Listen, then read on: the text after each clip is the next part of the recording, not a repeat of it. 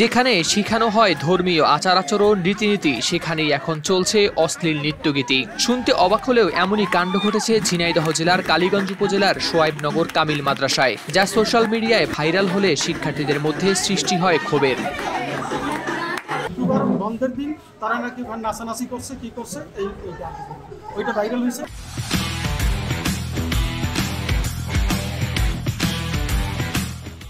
মাদ্রাসার কম্পিউটার ল্যাবটি ভাড়া দেওয়া, যার দায়িত্বে ছিলেন প্রশিক্ষক সুবীর। 24 জানুয়ারি শুক্রবার রাতে কিছু প্রশিক্ষণার্থী ওই ল্যাবে নাচ গান করে। সেই ভিডিও ফেসবুকে ছড়িয়ে পড়লে শিক্ষার্থীদের মধ্যে ক্ষোভ সৃষ্টি হয়। পদত্যাগপত্রে স্বাক্ষর করে রোববার সকালে অধ্যক্ষ মোহাম্মদ নুরুল হুদাকে অফিসে 4 ঘন্টা অবরুদ্ধ রেখে পদত্যাগ করান।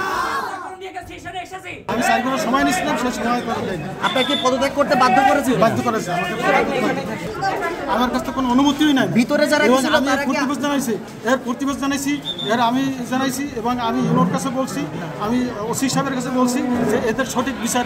শিক্ষার্থীরা অভিযুক্ত প্রশিক্ষক সুবীরের শাস্তি নিশ্চিত সহ এমন অশ্লীল কর্মকাণ্ড মাদ্রাসায় যাতে আর না ঘটে সেই ব্যবস্থার দাবি জানান।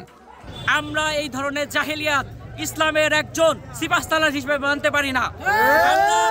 এই ধরনের জাহেলিয়াত মেনে নিইনি এবং তার বিরুদ্ধে আমরা প্রতিরোধ গড়ে তুলেছি। এদিকে শিক্ষার্থীদের তোপের মুখে মাদ্রাসার অধ্যক্ষ নুরুল হুদা পদত্যাগে বাধ্য হলেও মূল অভিযুক্ত প্রশিক্ষক সুবীর রয়েছেন ধরাছোঁয়ার বাইরে। এ ঘটনা নিয়ে সামাজিক যোগাযোগ মাধ্যমে চলছে ব্যাপক আলোচনা সমালোচনা। News desk, RTV।